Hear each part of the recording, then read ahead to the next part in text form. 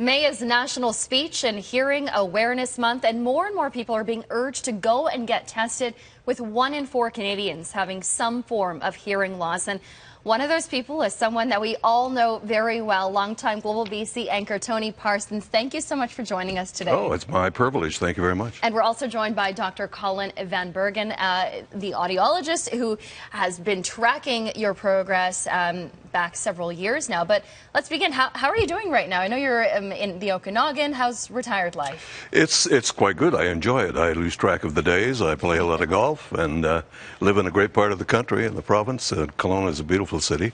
And the only thing I rail against is the winter. I don't like the winters very much. But other than that, great. Well, we're very happy to have you here today, and I understand you're sharing your story about hearing loss to kind of get the word out, maybe get some more people tested. So when did you first begin that maybe things weren't quite right? Well, my wife will always tell you that I've had a hearing problem. And I say in response, "You're mumbling." Well, it works that way for a lot of people, I think. They think that's somebody else's fault.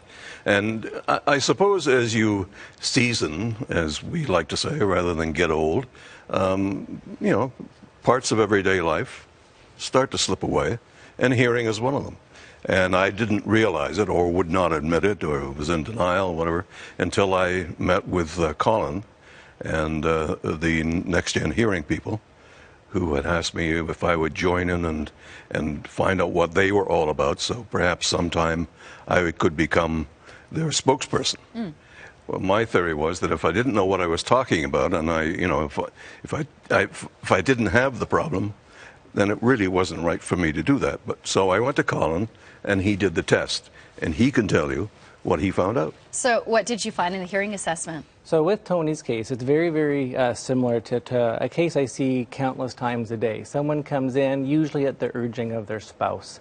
They themselves don't think they're having that much problems, but their wife is getting, or spouse, could be a husband or wife, is getting very frustrated because there are some issues. So when I tested his hearing, he has a high-frequency hearing loss in both of his ears, worse in one ear than in the other.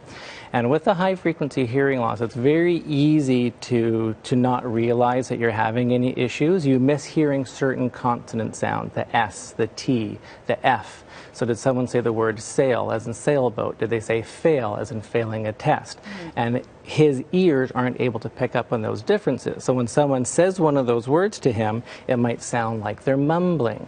And so he'll then say to his spouse, "You're mumbling again. How come you're always mumbling? How come you're turning away from me when you're trying to talk to me?"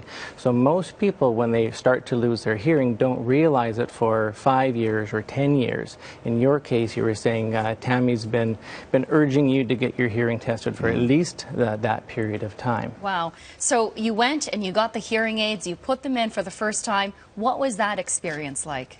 Well, I think you hear a lot of sounds you never heard before, nor related to. I'm a bit of a golfer. I like to get out and golf. I can now hear the crunch of this. Sounds a bit ephemeral, but it's true. You hear the sound of the grass crunching under your feet. You hear the ball clicking off the face of the club, if you hit it that well. But those things, that they're peripheral sounds you never heard before, suddenly become clear to you. And it's quite amazing. I bet. And I know that you're getting quite comfortable with those hearing aids right now. I am. You can't tell that I'm wearing them, can you? No, I can't, but I heard that you almost walked into the shower with them the other day. I did, and that's how comfortable you get, and it was early on and for me, and I was so comfortable I did walk into the shower, then suddenly realized and pulled them out of my ears. The other experience I had, if you have a dog and you have hearing aids and all of this is new to you, watch out for your dog, because mine somehow got a hold of my hearing aids, where I had left them on a table in front of the television set to get up to answer the phone.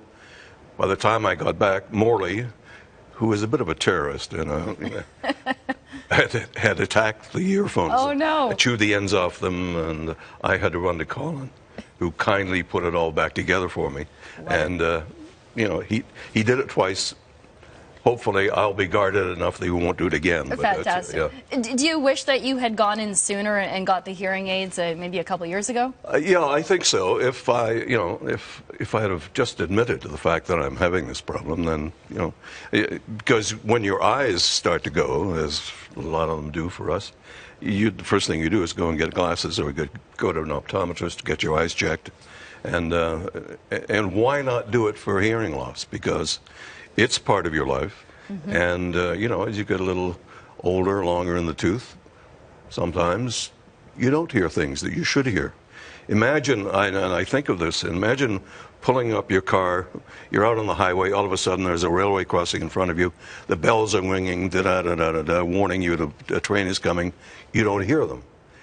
Things like that's, that kind of thing could happen. It's scary. Yeah, it is scary. All right. Well, I guess a good reminder that if your spouse is complaining about you not hearing, or if you're noticing maybe you're not picking everything up, to go and get tested. I want to thank you both for joining us today. Yeah. Thank you. My wife doesn't mumble anymore, by the way. I bet she doesn't. You hear everything.